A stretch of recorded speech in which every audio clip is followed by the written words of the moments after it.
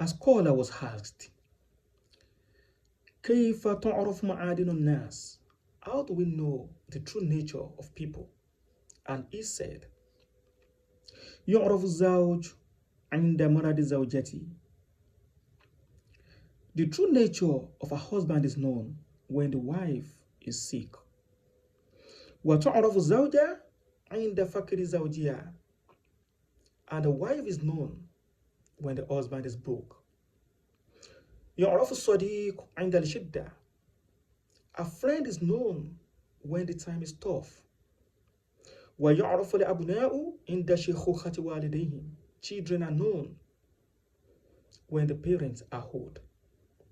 ويعرف المؤمن عند البلاء. And the true believer is known during challenges.